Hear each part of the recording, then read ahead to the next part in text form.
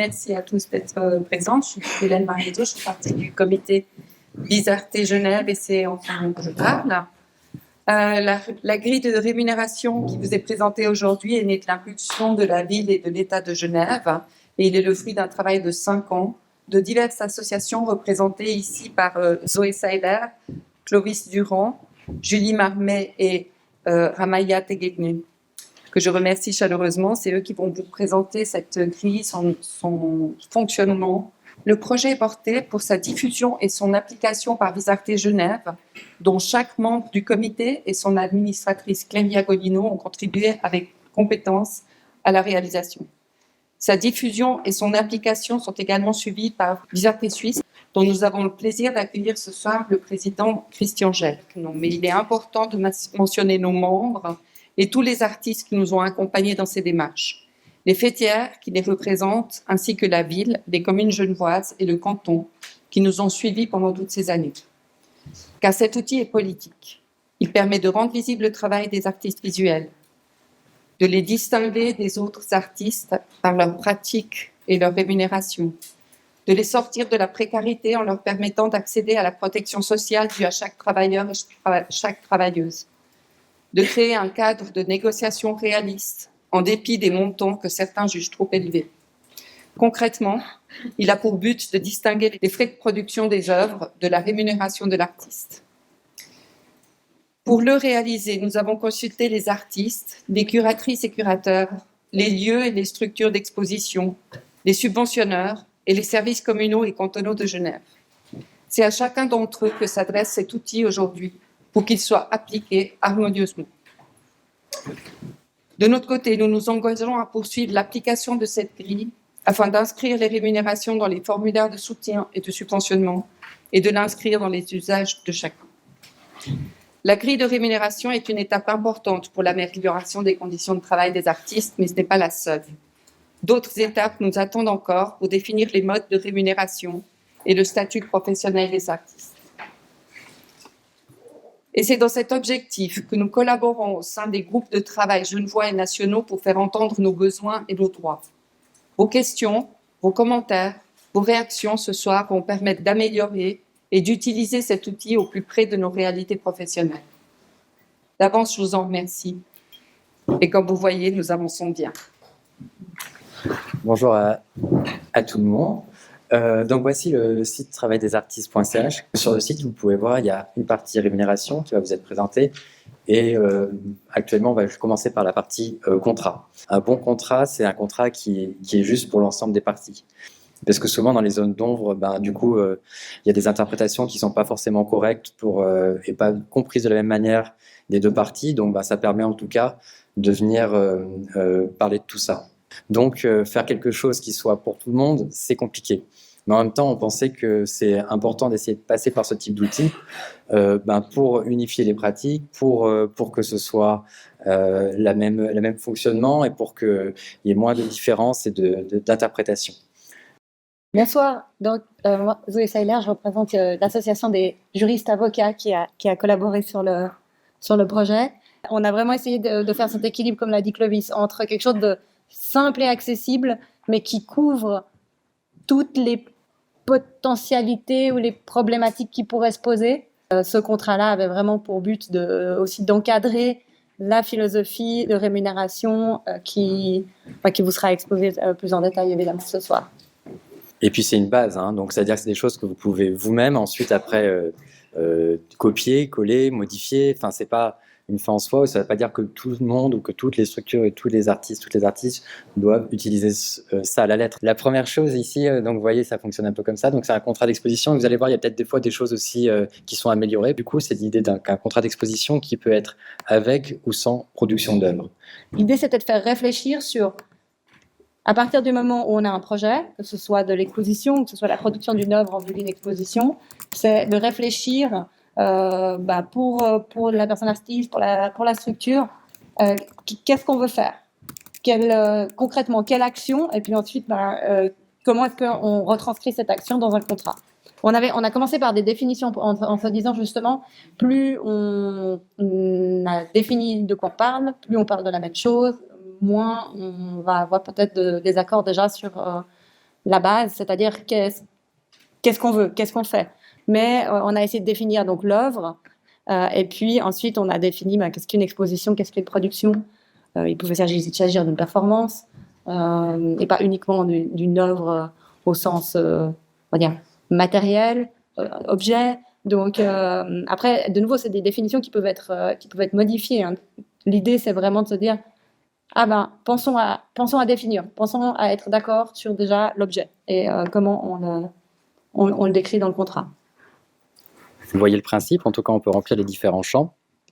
On a ici une structure, un sommaire, et puis vous voyez qu'elle se met à jour avec le nom de la structure, et puis on peut changer pour que ce soit partout comme ça.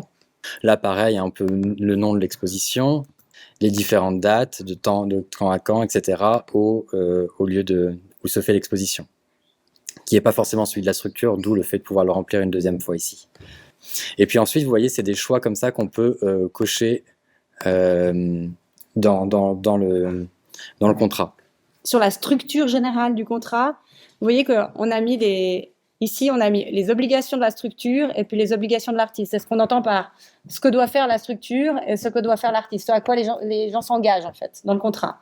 Les obligations de la structure, de nouveau, on a mis un certain nombre d'obligations, de choses auxquelles la structure va s'engager ou peut s'engager. Elles ne sont pas du tout toutes obligatoires. L'idée, c'est vraiment on a discuté, on a fait une liste de ce qui est standard ou usuel, ou ce à quoi on peut s'attendre. Donc, qui sont des questions évidemment de lieu d'exposition, hein, le fait qu'on fournit un lieu d'exposition, selon quelles conditions, comment on assure les œuvres, comment on les transporte, qui prend les frais en charge, des choses comme ça. De nouveau, l'idée, c'est d'y réfléchir et d'en discuter quand on va conclure le contrat, ou quand on le négocie. Donc, je ne vous commente pas toutes les obligations, mais je vous laisserai peut-être découvrir par vous-même lesquelles vous intéresseraient. Et puis, de la même manière, évidemment, l'artiste va avoir des obligations qui seront évidemment soit de produire l'œuvre, soit si elle est déjà produite, de la mettre à disposition en vue de son exposition. Si, par exemple, les parties estiment que c'est important, l'artiste peut devoir renseigner sur les autres expositions qui sont en cours ou qui sont à venir. Il y a peut-être la question qui va se poser de savoir qui va écrire les textes en lien avec l'exposition. Est-ce qu'on se met d'accord pour que l'artiste les rédige? Est-ce qu'il prête son concours ou elle prête son concours, mais c'est la structure qui va élaborer les textes? Juste, je précisais aussi qu'il y a une forme de réciprocité. C'est-à-dire quand il y a des obligations pour la structure, il y a aussi des obligations pour les artistes. Il y a deux types de rémunération, ou deux types de versements financiers qui ne sont pas liés à la même chose. C'est-à-dire que d'abord, il y a la question de la rémunération de l'activité déployée. Et ça, c'est en lien avec la grille de rémunération. Et puis, alors, on peut cocher évidemment pour quelle activité on va être rémunéré dans le contrat. Donc, est-ce que c'est pour l'exposition? Est-ce que c'est aussi pour la conception ou l'adaptation de l'œuvre, la réalisation des œuvres, à choix, le tout, parce qu'il y a plusieurs œuvres. Donc ça, il faut évidemment se mettre d'accord. Et puis, ensuite, on détermine s'il y a un forfait ou s'il y a une indemnisation qui est calculée à l'heure. À ce moment-là, vous voyez, il y a une clause spéciale qui apparaît, qui permet de déterminer selon quel tarif horaire on va rémunérer à l'heure. Par exemple, on se rend compte que dans le cadre de l'exposition, il y a des œuvres qui sont vendues. On a aussi prévu un onglet. Pour déterminer comment, dans quelles conditions, éventuellement des œuvres peuvent être vendues à la suite ou dans le cadre de l'exposition. Et puis, on peut aussi déterminer s'il y a une participation au prix de vente des œuvres, à une commission, par exemple, pour l'artiste, pour la structure, selon les modalités qui ont été discutées et convenues. Et le budget de production, c'est les coûts de production de l'œuvre. Le prix des matériaux, par exemple. Si dans la performance, il y a des performeurs ou des performeuses, ce seraient les salaires de ces performeurs, performeuses, du transport des œuvres, c'est ça, Mhm. des matériaux liés à l'œuvre. Encore une fois, c'est dans les deux cas, c'est-à-dire que la structure pourrait être, pour pas qu'elle soit surprise tout d'un coup, qu'il y ait des factures qui arrivent ou des choses qui n'avaient pas été prévues, et à l'inverse aussi pour les artistes, de savoir clairement comment on peut faire son travail, donc savoir qu'il y a des transports, enfin discuter toutes ces choses-là en amont, bah, ça évite qu'au moment où ça doit arriver, ah oui, mais c'était prévu dans le but caché global, ah bah non, il y a quelque chose pour ça, etc. Ça peut sembler surprenant, par exemple, de discuter de qui écrit les textes, mais il y avait des cas dans des structures où c'était aux artistes de le faire, des fois pas. Donc voilà, c'est pour ça que tout ça est précisé, parce que les réalités sont encore très différentes d'une structure à l'autre. Je pense qu'il faut vraiment le voir comme une aide pour tout le monde, pour se dire, tiens, on n'oublie pas, il y a ça, il y a ce point-là, il y a ce point-là, et du coup d'avoir une forme de base de travail pour cela, pour y penser. Voilà, puis rapidement sur la fin du contrat, sachez juste qu'on a prévu quelques clauses de propriété intellectuelle, juste pour rappeler qu'il y a souvent des problématiques de droit d'auteur qui se posent, que là, que les crédits sur les œuvres sont en général non négociables, mais de prévoir exactement comment, sous quelle forme ils vont intervenir.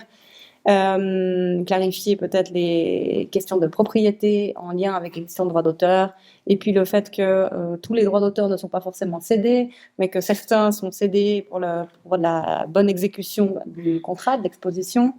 On peut prévoir qu'un pourcentage de rémunération des droits d'auteur est inclus dans la rémunération ou pas, mais de nouveau, ça vaut la peine d'en parler. Et puis parfois, il y a des auteurs-autrices qui sont membres de sociétés de gestion. Donc là, il y a des problématiques plus pointues qui se posent, mais en général, c'est des personnes qui savent qu'elles sont représentées par les sociétés de gestion et donc qui auront ces choses à l'esprit et puis qui sauront que faire. Donc là, on a mis des clauses qui étaient relativement basiques. Et puis, pour la fin du contrat, on a essayé de prévoir des clauses en cas de problématique. C'est toujours très difficile de prévoir comment faire quand on ne s'entend plus, ça ne fonctionne plus. Donc, de nouveau, on a suggéré des clauses qui permettent de mettre un terme au contrat ou de faire en sorte que ça se passe mieux. Et puis, on a prévu aussi une clause de médiation dans l'espoir que des solutions pourraient être trouvées par ce biais-là en cas de litige. Et puis, voilà. Sachez qu'enfin, si vous signez ce contrat, sur cette base de contrat, s'il y a un litige, il se passera à Genève. Et puis on a un bouton pour exporter. En gros, voilà, ça génère un PDF qui reprend un peu les différentes informations qu'on a rentrées, et donc qui peut être imprimé, etc. Et il y a aussi qui peut être intéressant dans le contrat, quelque part, voilà ici. Je vais réduire, mais c'est ce que va vous présenter Julie Ramaya, c'est cette histoire de contrat de grille de rémunération qui est ici condensée dans un document. On passe à l'onglet suivant, les recommandations de rémunération, avec Julie et Ramaya. Nous, on va présenter la partie grille de rémunération, ou barème, ou calculateur, qui vient du coup logiquement en appui au contrat, vu que c'est le calculateur et la grille de rémunération qui est intégré au contrat. Du coup, le site, il est constitué donc de ces 3 onglets. Donc le premier onglet sur le barème qu'on vient de vous montrer, onglet sur le contrat modèle, et puis un 3e onglet de ressources à télécharger. Pour l'instant, il y en a une seule, mais ça ne saurait tarder. Et donc dans celle-ci, c'est, comme vous l'a montré Clovis tout à l'heure, c'est le PDF de la grille, parce que c'est vrai que des fois on remplit cette grille puis on ne sait pas en fait comment augmentent les montants. Donc là, c'est une manière de pouvoir comparer l'augmentation des montants par rapport aux tailles des structures. Et puis pour revenir au site, en bas à gauche, il y a un onglet lexique qui nous semblait important. En fait, souvent, quand il y a une question qui émerge, la réponse est dans ce lexique. Je voulais vous présenter un peu comment est-ce qu'on en est venu à ce barème. Pour contextualiser un peu cette grille et ce barème, en fait, donc, le mandat qui nous avait été donné par la ville de Genève et le canton de Genève, c'était de ne pas réinventer la roue et de se baser sur des typologies de rémunération et de barème déjà existantes. Et donc, on pensait que c'était peut-être important de déjà contextualiser la proposition qu'on fait par les 4 références qui ont été à la base du travail. La première référence, c'est peut-être la plus connue, c'est donc WAGE aux États-Unis, qui est l'acronyme pour Working Artists and a Greater Economy, qui travaille depuis 2008 sur la question des rémunérations d'artistes et qui a toute une série d'outils, dont un calculateur de rémunération. Et donc, l'utilisation de WAGE, ça a été surtout de s'inspirer et de comprendre quel était leur critère principal, parce que ça peut être aussi pour contextualiser. C'est vrai que dans les discussions, la première question qu'on s'est posée, c'est sur quels critères on va baser le calculateur et comment est-ce qu'on va essayer de déconstruire et de penser cette rémunération. Donc, par rapport aux références qu'on a utilisées, la première chose qu'on a regardé, c'est quels sont les critères sur lesquels ils ont basé leurs différents barèmes.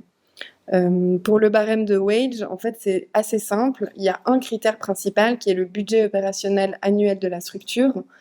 Et à partir de cet unique critère, ils définissent la rémunération par type de prestation ou de service artistique. Là, vous avez donc un exemple d'un budget annuel opérationnel de 1 million de dollars.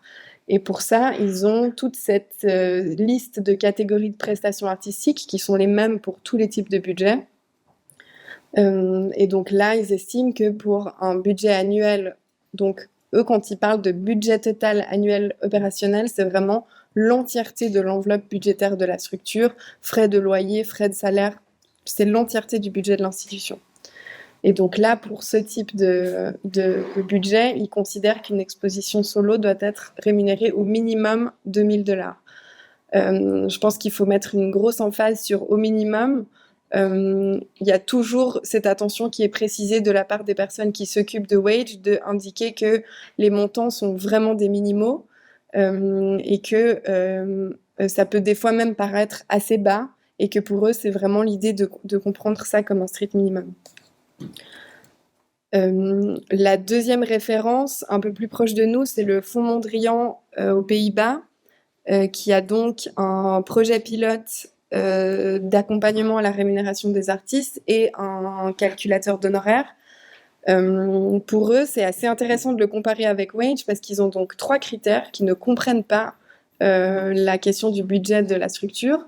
Donc eux, leurs 3 critères, c'est la catégorie de l'œuvre, c'est-à-dire est-ce que c'est une nouvelle œuvre, une œuvre adaptée ou une ancienne œuvre qui est simplement posée dans l'espace. Le deuxième critère, c'est le nombre d'artistes participant à l'exposition, en pensant évidemment que si on doit être responsable de remplir 150 mètres carrés seul ou à 25, c'est évidemment une charge de travail différente. Et la durée de l'exposition. Ce qui est assez intéressant dans ce calculateur-là, c'est qu'en fait, le budget de la structure importe peu sur la définition de l'honoraire de l'artiste. Ce qui, dans la pratique, est assez compliqué à mettre en place parce qu'on sait évidemment que dans la pratique, un espace indépendant n'a pas les mêmes capacités financières qu'un centre d'art. Le troisième barème sur lequel on a pris référence, c'est un barème un peu moins connu, qui a été édité par le réseau Astre en France et qui a publié un référentiel pour la rémunération artistique qui est assez complexe, voire même plus que le nôtre, vous pourrez aller guigner, mais qui est calculé selon 5 critères principaux que sont les droits de représentation, les frais d'accrochage, les frais de conception des œuvres, est-ce que l'artiste fait ou non des rencontres publiques et le travail d'atelier. Ça, je pense que si vous gardez un peu ces 5 critères en tête, c'est des choses qui vont un peu revenir dans notre proposition. Et puis, le quatrième, et pas le moindre, c'est le barème de Visarté Suisse qui a donc publié des recommandations d'honoraires. Là, c'est la version de 2020. Et donc, c'est principalement à partir de ce barème-là qu'on a basé notre proposition, notamment en termes de montant. Pour Visarté Suisse, on voit que le critère principal, ça va être la dimension de la structure que j'ai mis là en vert. Et donc, il y a une distinction entre 4 typologies de structures, donc les petits lieux d'exposition, les galeries d'art et les musées de taille moyenne, les grands galeries d'art et les musées, et les musées majeurs. Cette catégorisation des lieux d'exposition, c'est quelque chose que nous, on a repris dans notre barème. Et ensuite, ce qui est intéressant de voir avec cet honoraire-là, c'est que Visarte recommande une rémunération horaire pour la conception, la planification et la réalisation des œuvres qui est recommandée à 90 francs de l'heure.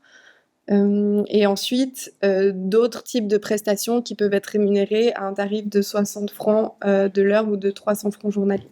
Peut-être que là, une petite précision, c'est de préciser une différence de pratique entre la Suisse alémanique et la Suisse romande, où en Suisse alémanique, on sait que la plupart des artistes travaillent selon un statut d'indépendant, et où donc la tarification horaire se pense de manière drastiquement différente qu'en Suisse romande, où on a plutôt l'habitude dans la culture de penser en termes de salariat, voire intermittence. Et donc le montant de 90 francs, on verra qu'on l'a un peu complexifié, si on veut, dans la proposition de barème qu'on fait.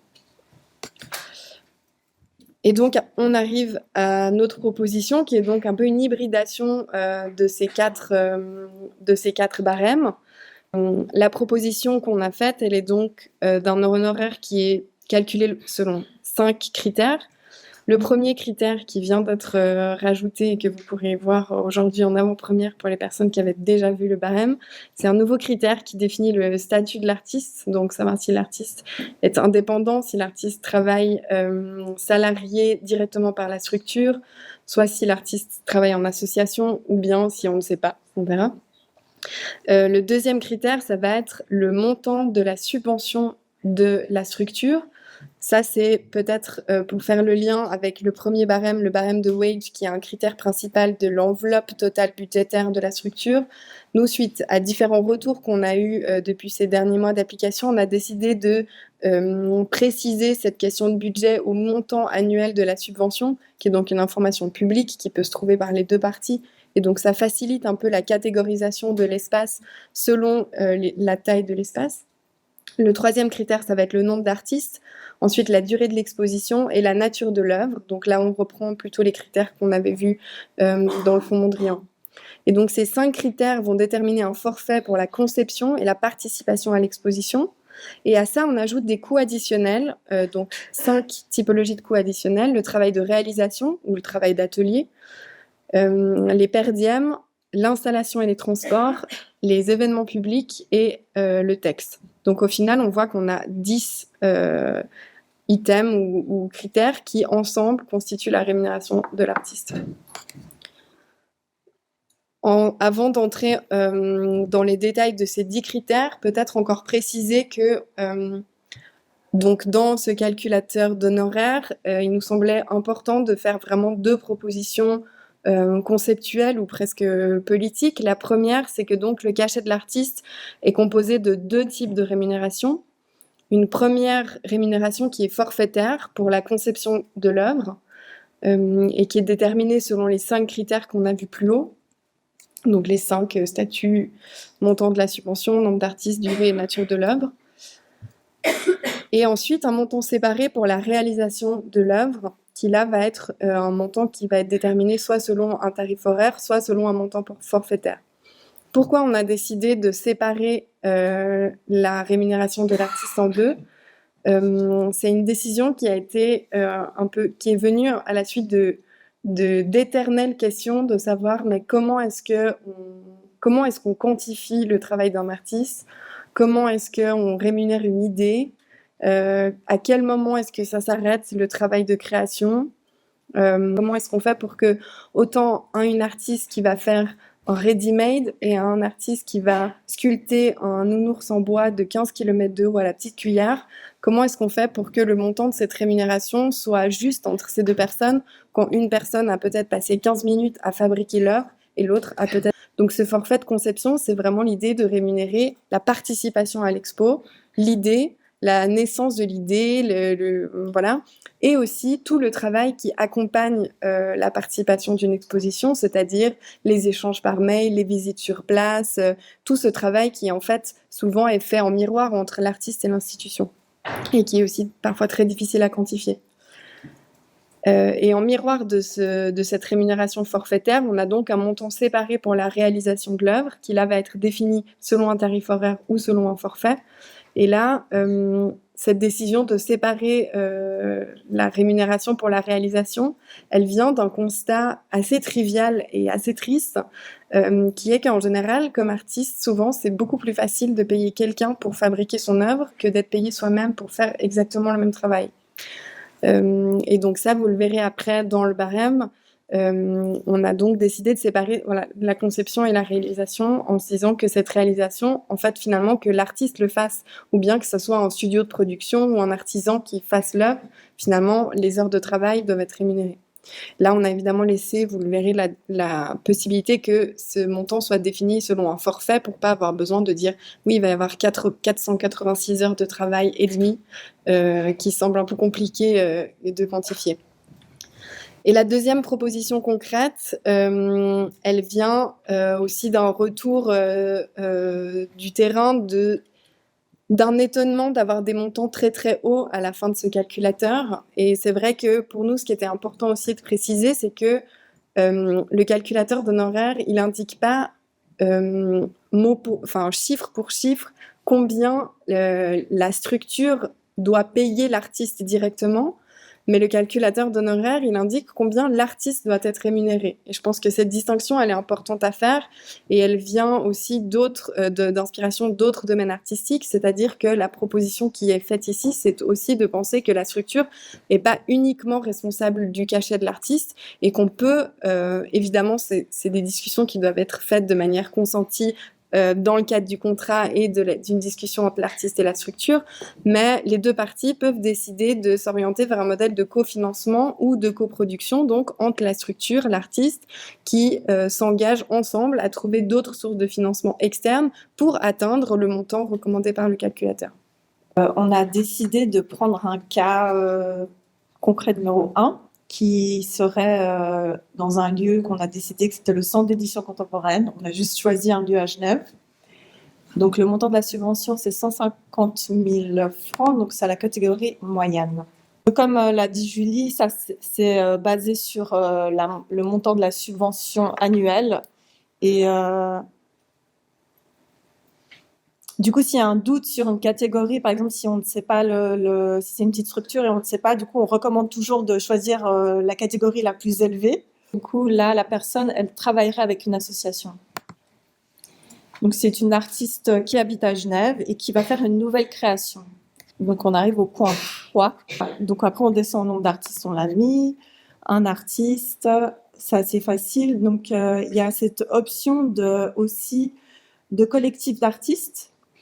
Donc, nous, comme on a calculé, c'était qu'on n'allait pas compter le nombre d'artistes, mais qu'on considérait qu'on allait multiplier par 1,5 le montant. On arrive aux œuvres. Donc là, est-ce que c'est une œuvre déjà existante? Donc, ça veut dire que l'œuvre, on n'a rien à faire. On la prend de l'atelier et on la mène dans l'espace d'expo et on l'accroche et c'est tout.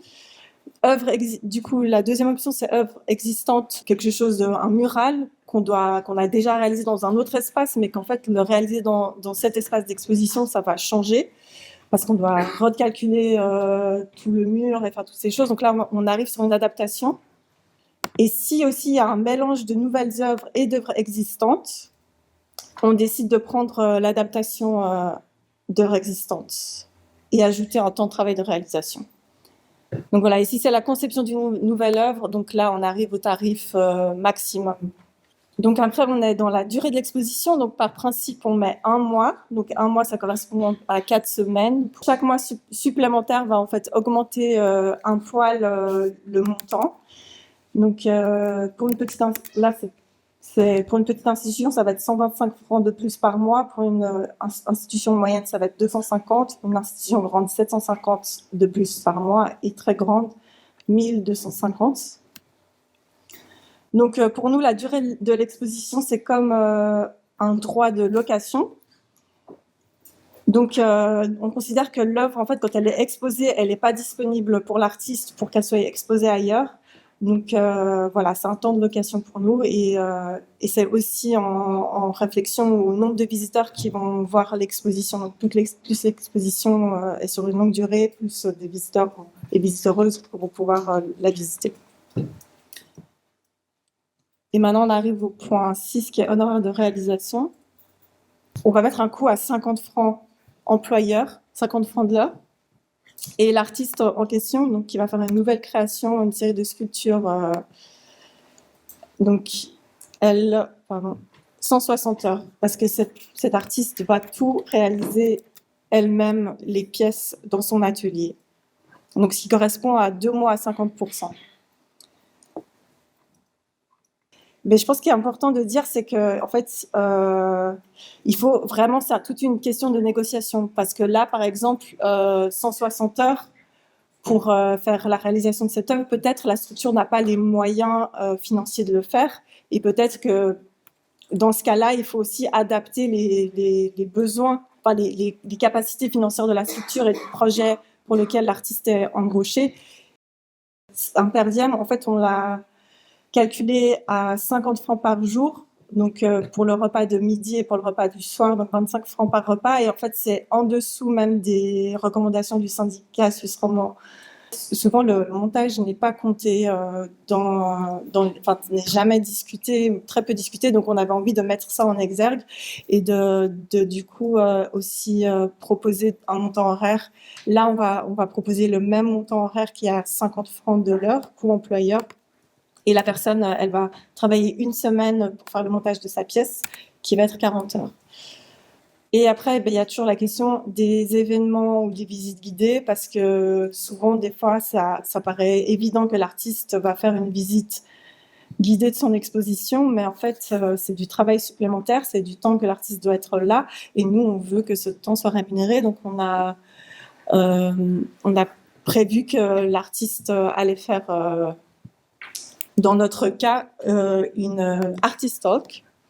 Donc, c'est un événement qui est avec préparation. Donc, l'artiste doit préparer cet événement. Et donc, il y a toujours les définitions un peu de ce que c'est événement avec préparation. C'est une lecture, une conférence, un workshop, une modération de rencontre. Là, on doit préparer. Et par exemple, dans le cas d'une visite guidée, souvent l'artiste connaît déjà bien son travail et il arrive juste pour faire sa présentation ou pour une projection. Ou si on participe à une table ronde et on n'a aucune préparation, ben voilà, on est dans l'événement sans préparation. Donc voilà, l'idée c'est vraiment d'oublier rien ou de penser à toutes les choses que l'artiste pourrait participer. Et aussi le texte, si c'est l'artiste qui rédige le texte, donc on est à 90 francs pour les 1000 frappes et donc on peut juste rajouter le texte si c'est l'artiste. Donc c'est des choses qui peuvent être aussi utilisées si c'est on commande un texte par quelqu'un d'autre, on peut regarder dans ce calculateur comment ça va faire. Donc, voilà.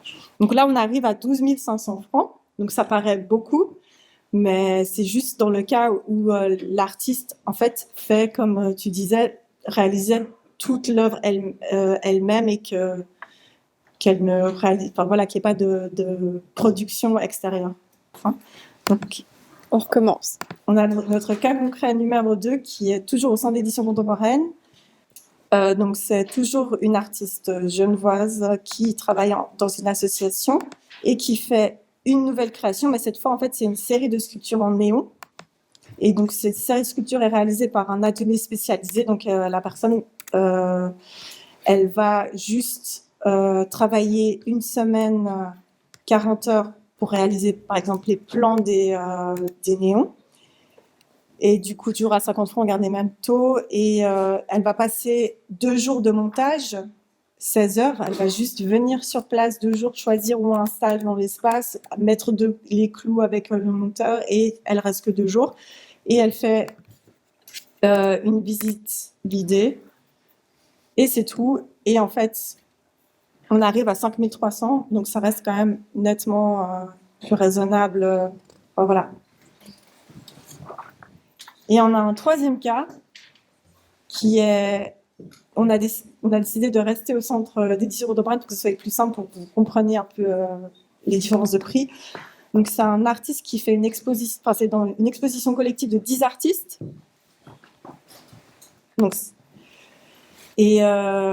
Donc, c'est que des œuvres qui sont déjà existantes. Donc, la curatrice a choisi que des œuvres dans les portfolios et il n'y a aucune modification qui est faite, ni décision, ni rien. L'œuvre sort telle quelle de l'atelier. Donc, le temps de montage, c'est 4 heures. Et voilà. Et il n'y a pas de visibilité, rien du tout. Et on arrive à 400 francs pour une exposition de groupe. Donc voilà, c'est pour 10 ans. Donc voilà, par artiste. Donc c'est pas exorbitant. On n'est pas voilà. Parce qu'on nous reprochait ça, que nos taux étaient vraiment trop élevés. Donc, Là, de préciser peut-être juste sur les montants que quand on coche la case indépendant, tous les montants sont indiqués en toutes charges comprises, comme pour les indépendants. Donc là, on voit que l'artiste va toucher 400 francs. Que si l'artiste est salarié directement par la structure, on précise que les montants sont indiqués en salaire brut. Donc le salaire brut sera de 400 francs, l'artiste va donc toucher 341 francs 76 net. Là, il faut du coup préciser aussi qu'on entend que les charges patronales vont être payées en plus par la structure, vu qu'elle est l'employeuse directe de l'artiste. La troisième option, c'est que l'artiste travaille avec une association productrice qui va facturer la prestation à la structure et l'artiste va être ensuite salarié de cette association. Et à ce moment-là, les montants sont donc indiqués en coût total employeur. Et donc, sur le même montant, les charges patronales et les charges employées sont à déduire. Et donc, ça, c'est peut-être important à préciser que donc, en fait, quand une structure engage un artiste par le biais d'une association et la paye 400 francs, l'artiste va recevoir que 289 francs parce qu'il va avoir beaucoup de charges sociales à déduire de ce montant. On a basé les calculs sur des taux de cotisation en vigueur à Genève en 2024 avec une affiliation auprès de Artes et Comédia qui est la caisse de référence pour le domaine culturel, pour la prévoyance professionnelle et l'assurance accident.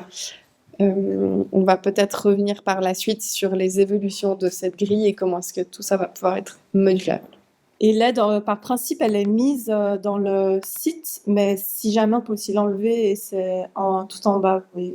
Comment est-ce qu'on fait pour les curateurs et curatrices et donc, nous, on a considéré que en tant que curateur, curatrice indépendante, et donc là, indépendant, pas dans le sens statut d'indépendant, mais dans le sens pas affilié à une institution, l'idée, c'est de considérer l'exposition comme une œuvre.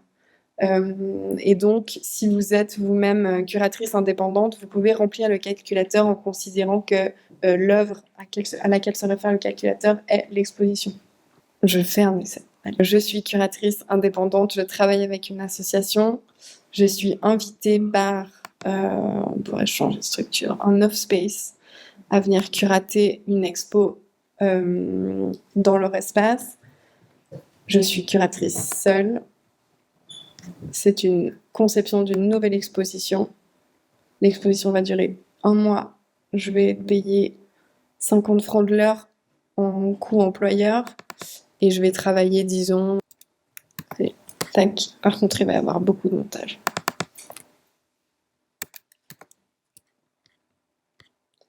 Voilà. Donc, en gros, on remplace juste œuvre par exposition.